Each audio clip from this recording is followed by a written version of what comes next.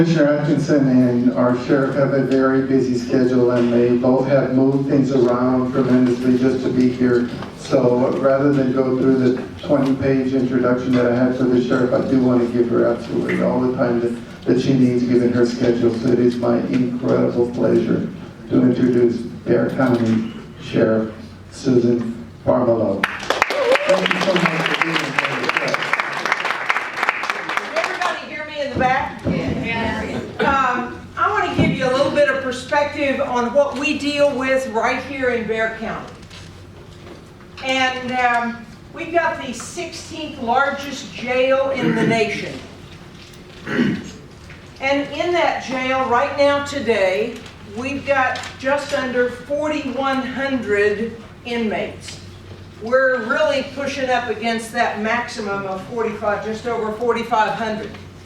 But at any one time, of those that are incarcerated in the Bexar County Jail, anywhere between 18 to 20% have some level of diagnosed mental illness. All the way from personality disorders that are primarily managed with psychotropic drugs, and most of those people are in the general population, all the way to full-blown psychoses, and they are in the proverbial padded cell with a paper smock to keep them from hurting themselves or from hurting others. Now, when you look at jails and prisons across our nation, we're right in there. Because across our nation, those people in jails and prisons, about 18 to 20% all over the country, also have some level of diagnosed mental illness. I can remember when we had state hospitals when I was going to college in Oklahoma, when we warehoused people. And then legislation was passed that said, we can't do that anymore. My brother was in a mental institution and went through the electroshock treatments of those days. So we've come a long way. However, now we're warehousing people in jail. Now they're not in jail because they're mentally ill. They're in jail because they've committed a crime.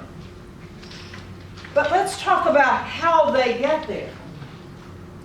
This year, we're headed up towards 65,000 people from this community who will be booked into our jails.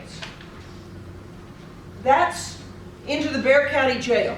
That's not everybody who was arrested, because that 65,000 represents only 58% of those who are arrested and then booked into jail and become residents in our residential facility.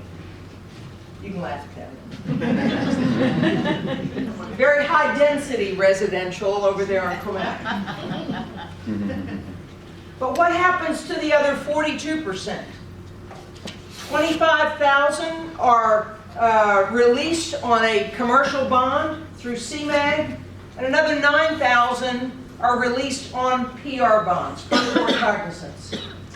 So 34,000 people are arrested, don't come to jail, but are released. But how many of those individuals, if we did a full, comprehensive mental health evaluation, would we identify as having mental illness?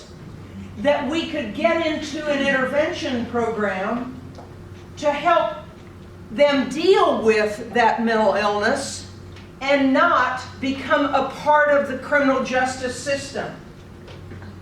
So there's a real opportunity right there with about 34,000 people in this community. Now, I want to highlight some great work that our deputies are doing, and Sergeant Raul Garza is here. We've got 15 officers who are part of our mental health unit. They serve mental health warrants. They do all kinds of things as a result of court orders from our probate courts and other courts. And in 2009, when they first started, each one of them getting crisis intervention training, on average, we had to use force in apprehending those individuals, on average, 50 times a year. That means tasers. That means the whole level of use of force. After that training was given, and they now are part of the ongoing crisis intervention training to train other people, since 2009, they've only had to use force twice. Once in 2012,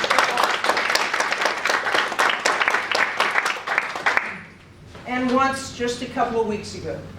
I think that's a hell of a record. And we're very proud of them, but they help this community.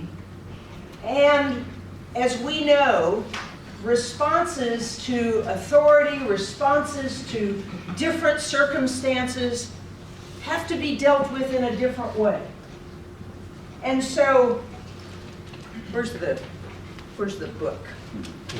Yeah. You know, a lot of work went into this several years ago. Many of you were a part of this.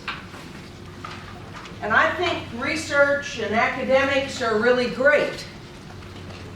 But if we don't move from this to actionable progress, we're not going to affect any kind of outcome to make it better for those who have mental illness and to help our community.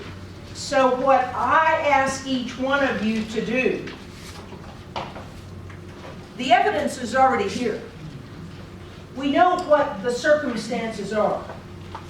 Now, what's our next step? And when we look at the kind of resources that we need to deal with individuals who are just first entering the criminal justice system who have mental illness, the question is, the concern I have is,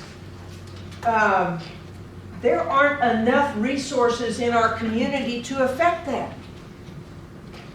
But frankly, we need to go a whole lot farther forward, or rather back, in terms of affecting why is there so much mental illness in our society today.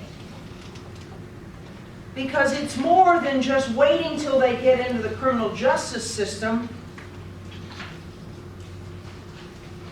And so I think those are some issues that we also need to tackle at some point.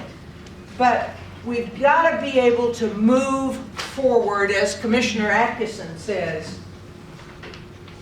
We can't just be mired in, okay, we got the research, we know what it says. What's next? How can we start affecting and making progress for our community?